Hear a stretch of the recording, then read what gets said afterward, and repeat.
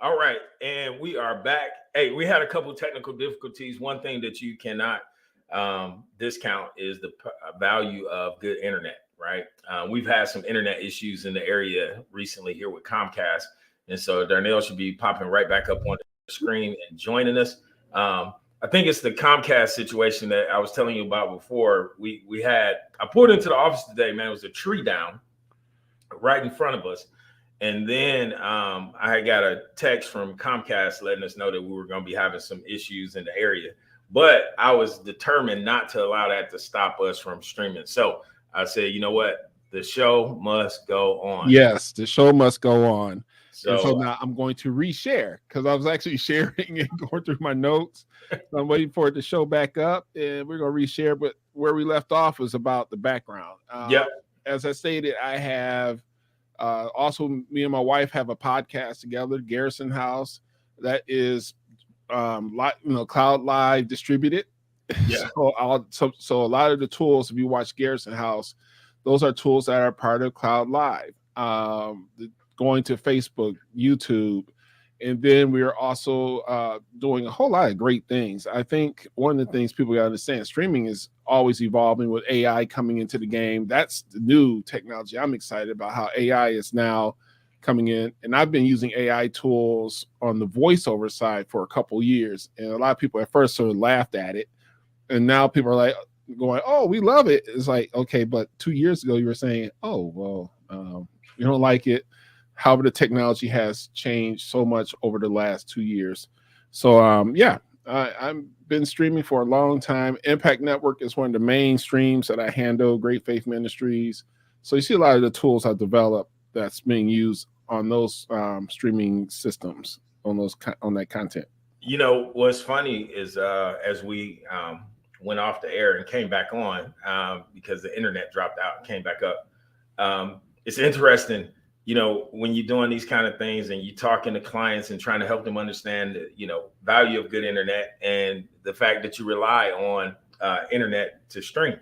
And so when you talk about, the tools, one of the things is that's why you got to take the tools out of the drawer and use them. So that way, you know, that they still function and work the way that you created them or that they were designed to do. And one of the things with this platform is designed to do a lot. So whether you are a independent content creator who are just, doing podcasts or different things like that, or whether you run in full-time live events, monetizing, or if you're running content on Roku, Amazon, or Apple TV, there's all types of content creators that's out there that exist, and there's all types of content.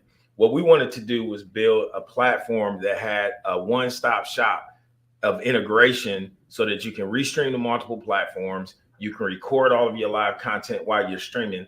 And then that content is cut up into shorts and reels automatically for you at the end of your broadcast. And so now taking those AI tools that Darnell was just talking about, we're using that to facilitate an entire workflow that removes a lot of time out of the picture when it comes to, especially if you're an independent content creator, right?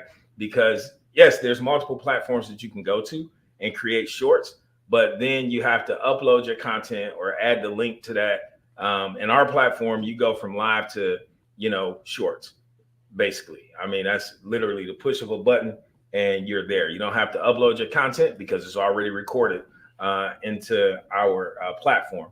And you can also create chapters, and it'll also give you suggested titles, based off of what's already popular out there. So giving you that viral opportunity as well. So yeah, man, this is why we are Streaming Maniacs, because when we say we're crazy about streaming, like we literally are crazy about streaming. I don't know about Darnell. Outside of coffee, I think I drink streaming is my other second beverage. Streaming and coding. Coding has become lately my best friend. I've been doing a lot of coding. Yeah. Developing some of the software for my business side. However, getting ready to, which we'll go into later about the software side, but there's a lot of new things that's coming to me, new ideas for that. But yeah, streaming is part of my coffee regimen. There you go. So talk a little bit about the coding side and some of the things. Obviously, we're huge vMix users. We've been using vMix for years. In fact, Above the Cloud Media and Marketing, which is our parent company, we are the only vMix reseller in the state of Georgia. We have built custom machines, and we've done projects for a lot of very large corporate entities and churches as well. But we've built quite a bit. We've designed quite a bit, and we'll get into that more because we'll share some BTS footage from some of the stuff that we've done as well with some of the organizations that we've done it for. But man, we've worked on a lot of projects. But part of that is Darnell has created software that has totally made the one-man band, orchestra of streaming. Darnell, talk a little bit about that. Well, it's called Title Assist. It began with one pro. It started out with. I'll tell you a quick backstory. My pastor at Great Faith, he's always looking for innovation. So I wanted to innovate the streams. I wanted to add Bible scriptures. So I said, so start out first as a Bible program. So that's the initial start. Start out as doing Bible scriptures, putting those on the screen, using some of the great tools that's built into vMix. Then it evolved into, okay, well, we had guest speakers. Okay, now we need to be able to put names up of people, who's coming, who's on.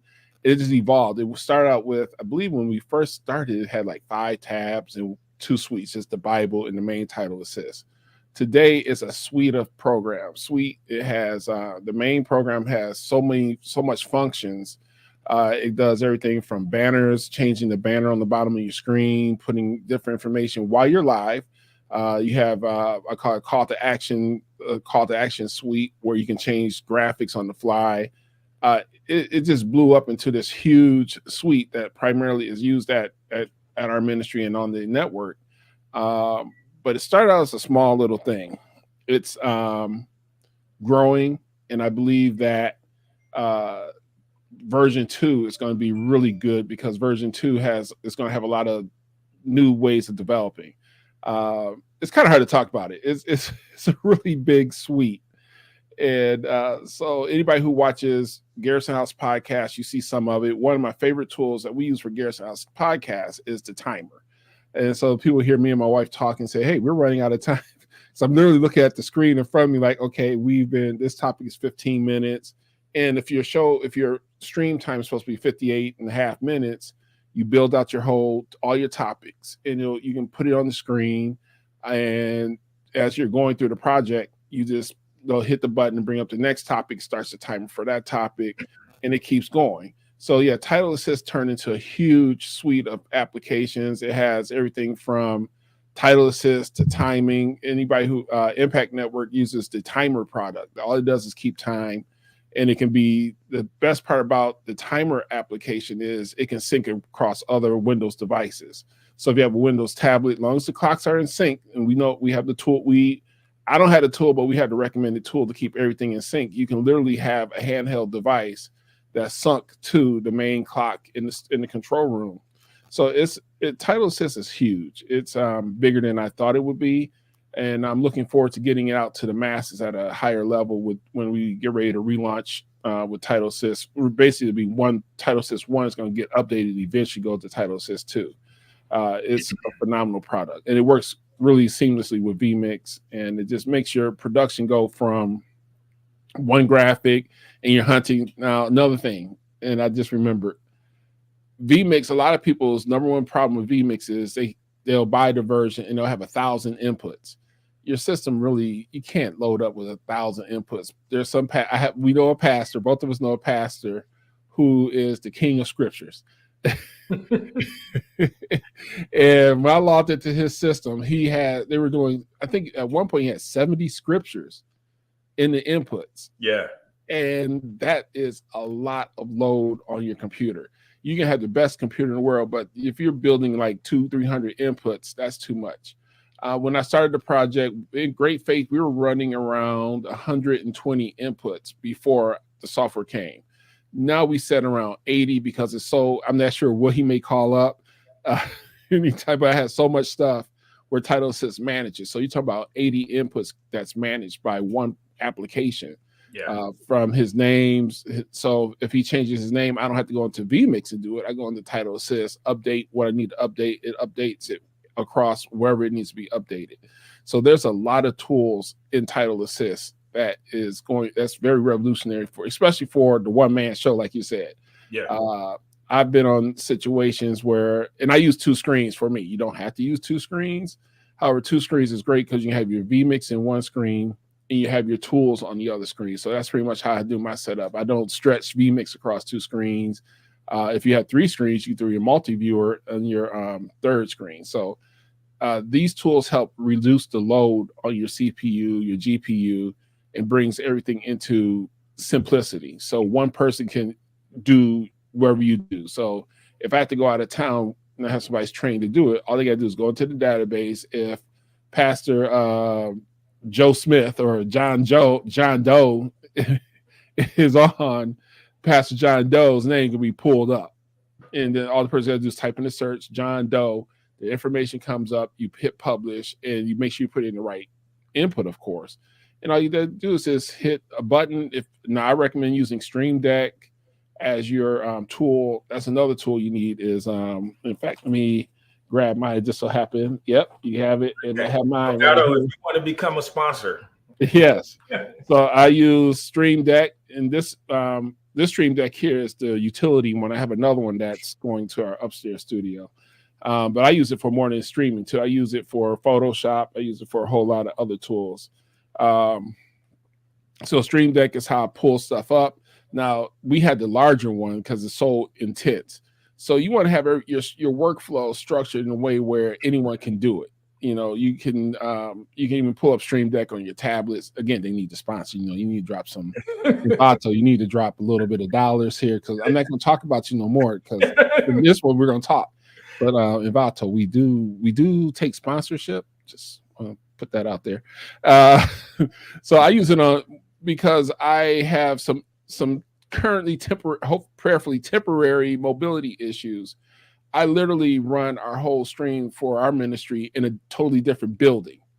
Yeah. And a lot of people probably won't know this, but the whole stream is ran from totally different building. I have, again, Envato, Elgato, my bad. You need to drop some money here. I use the mobile version of Stream Deck, and I do the same. I had the same ability. In fact, I like the mobile better than the hardware because I can build more buttons. And so I just set in a whole different building. We're on the same internet. I just push a button. Okay, you bring his name up. Boom, push the button on my iPad. And so the workflow is very important, and that's what the Title Assist project does. And I'm excited. I just told my wife, next year I'm gonna start Title Assist 2. This year is more about building my business, my company, my GNF Productions, which is my production company's management software, which due to a situation, the computer that used to host it in our previous home, we had a little visitor eat up all the wires on the hard drive. And so I had to build it from the ground up. So doing stuff from the ground up is one thing, but Title Assist 2, like I said, it's not going to be a ground up project because ground ups take years. Title Assist took me 2 years to get it 100% to I felt where it needed to be. And so it just a ground up it's a year. It's not a 1 day project. It's not a 1 year project. So we're going to just build it on top of what we have, just clean up some stuff and make it more easier for a tool for everyone to use. And the pricing structure is similar to vMix. You'll buy your licenses similar to what you need. So if you don't need the whole suite, you pay for what you get. So we're going to rework everything here in the coming months. Yeah, and we'll be putting together bundled packages that come along with the software. So where you get vMix, you get Title Assist, and we build everything together. There's also another program called V Automator that will automate your whole stream and your recording when you're using vMix. It'll trigger it to start.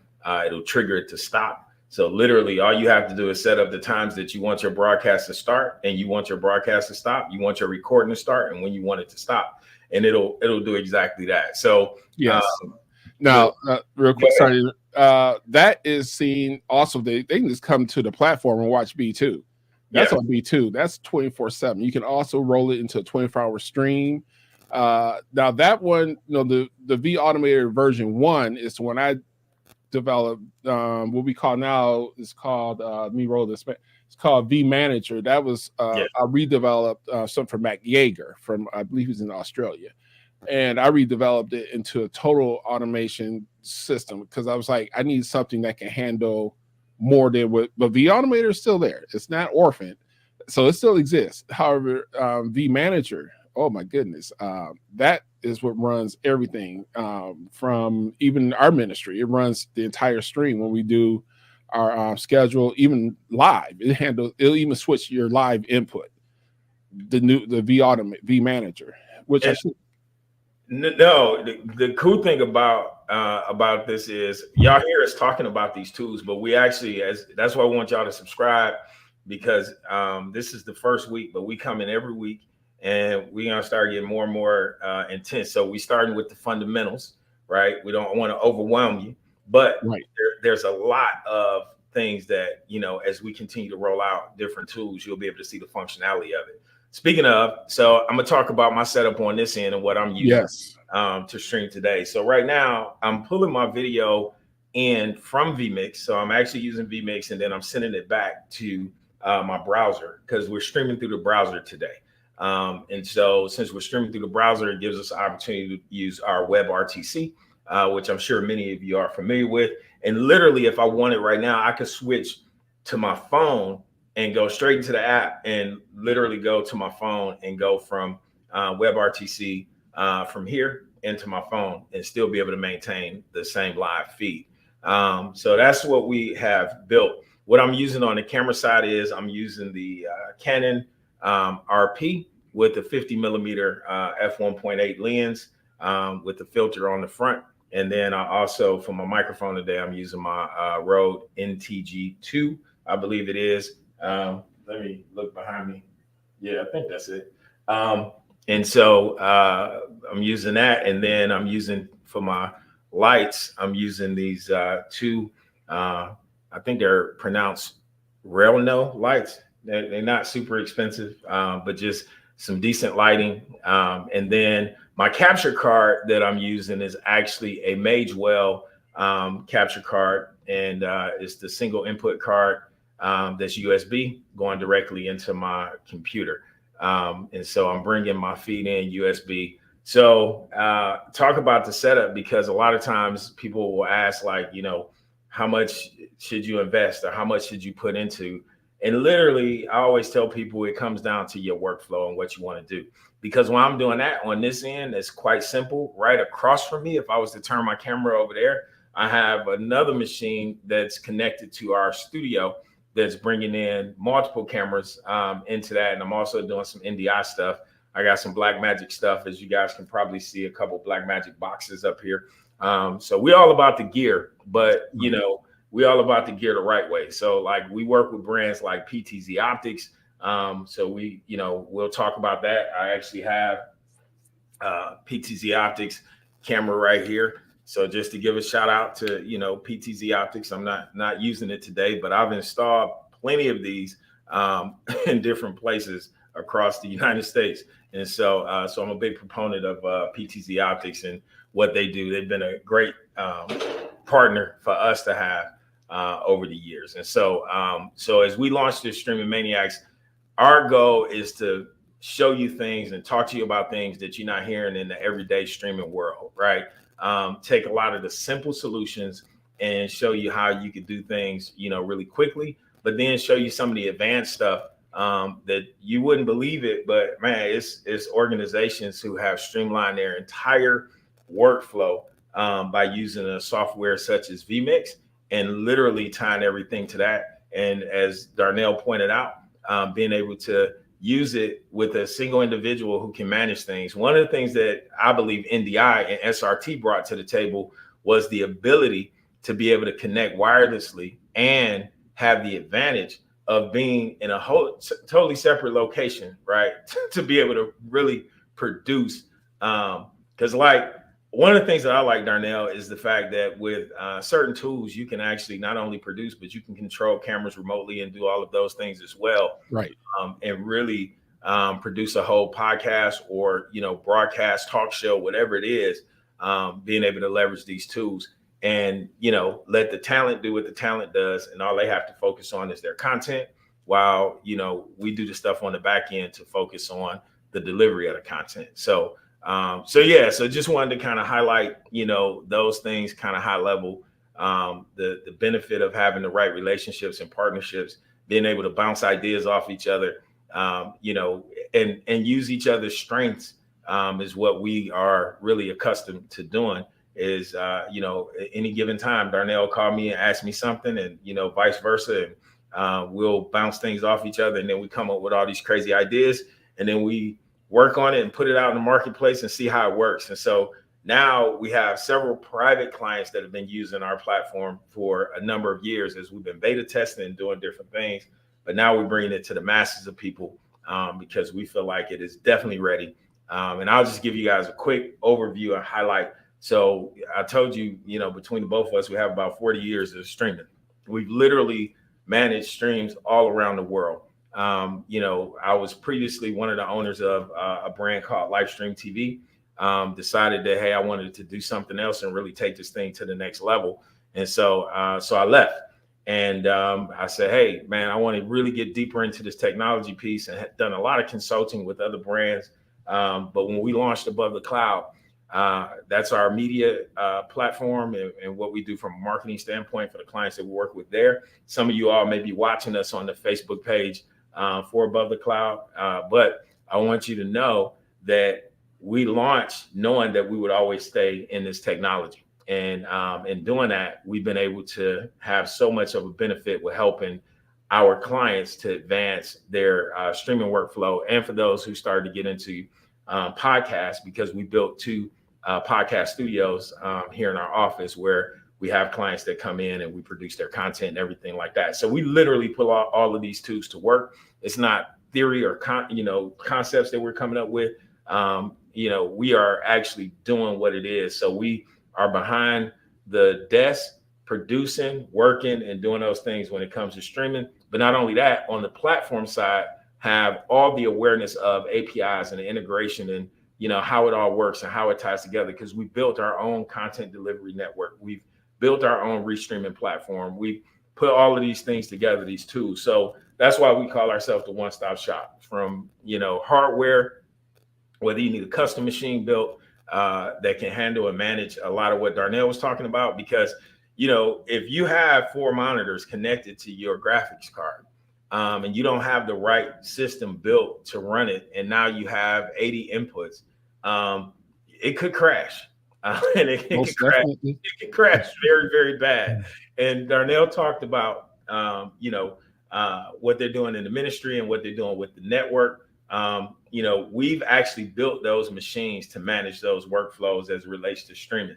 And so just to kind of give you an idea, so that we know what it is that we're talking about when it comes to this stuff. I am super excited that we finally have launched this podcast, and that we are continue to talk, and each week we're going to bring you guys more information and show you how all of these tools work. And so we came in straight raw, with no intros and nothing like that. We just said, man, we just gonna roll right in and just start talking, and just see. We didn't even put up a Lord third, man. So we just rolling, right? Oh yeah.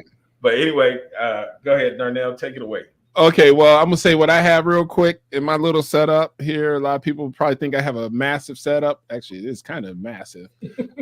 We have here 2. I'm not sure the brands. They're flat panel lights. So there's 2 running, but we have 3. When my wife is on, she has her key light. Our backlight's provided by Natural Sun. Today, I have a Nexigo 4K camera. They call it PTZ, but really it's a 4K camera with a remote that, basically is not a mechanical PTZ.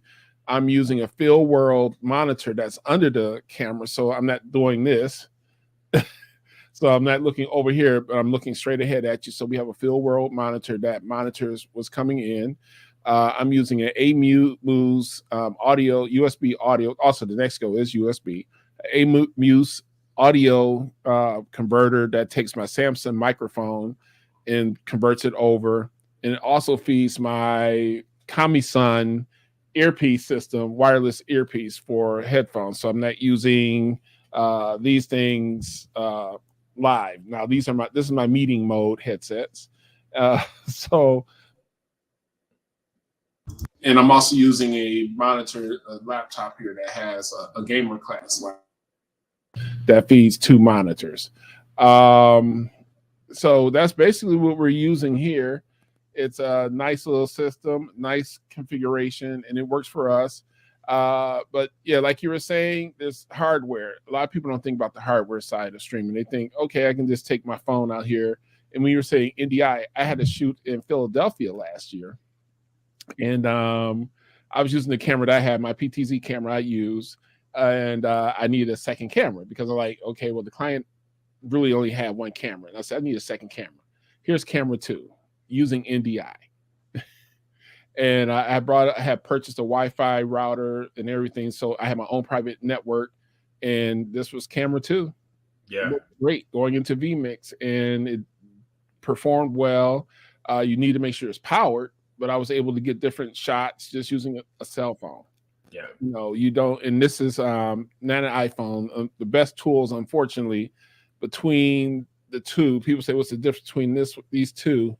I can say I have better tools on my Samsung. Also, we're taking sponsorship from you. We have better tools on my Samsung for the production side when it comes to live streaming than I do currently on the iPhone.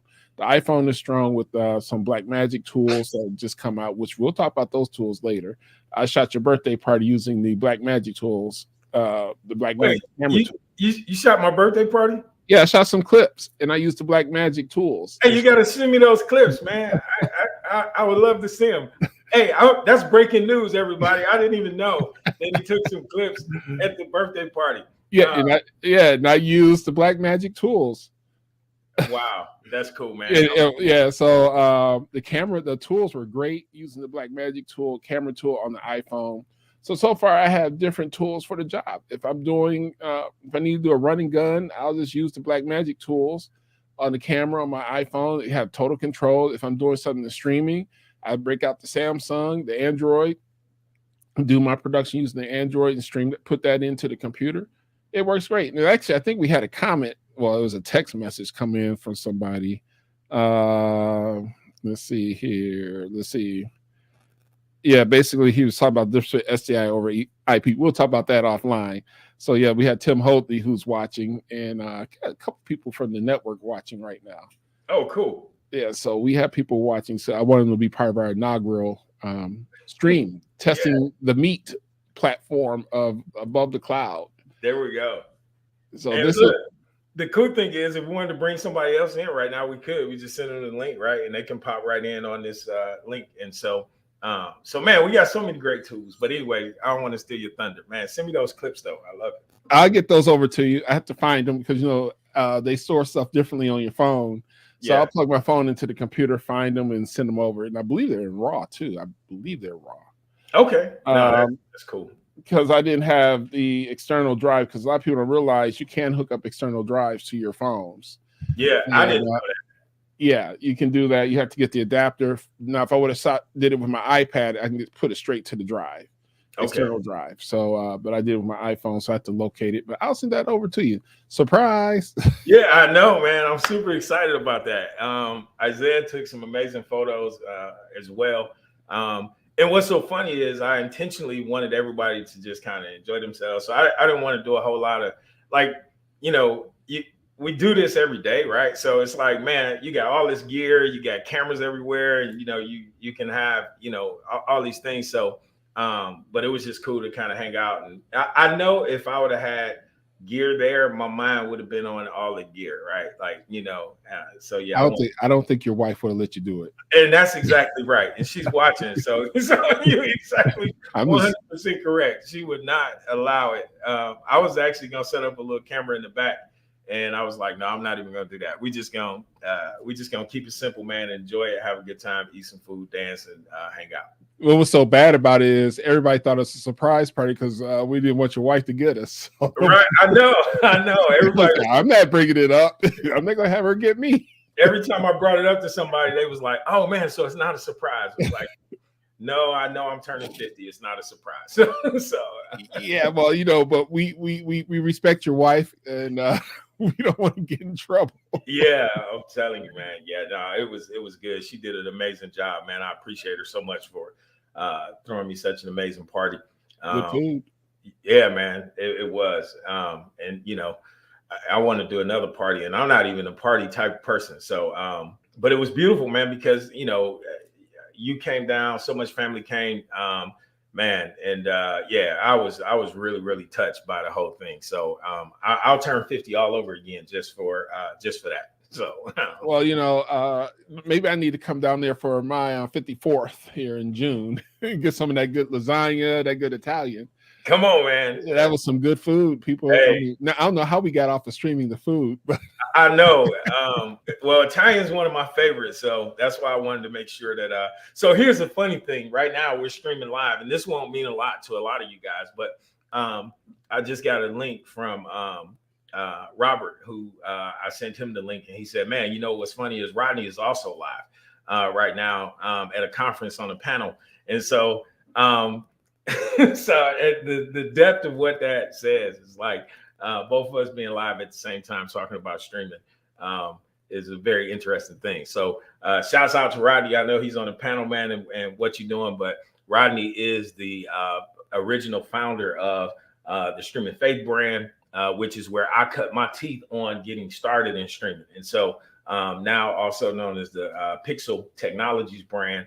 And looking forward to doing some big things together between Cloud Live and Pixel and Streaming Faith and our Light and Truth brand as well. And people don't realize it's really not about competition. And we're trying not to be competitive. These are minority-owned companies. People don't realize that. The number one problem we have as minority business owners is everybody wants to compete with each other. And sometimes it's best to pull our resources to work together. One person may be strong in one area. I'm strong in production. Somebody else may be strong. I'm production and streaming. However, sometimes I don't want to do both. Somebody may be strong in audio. Somebody may be strong in camera. We have to work together. And that's one of the things. I'm a part of a Facebook group, and we talk about that.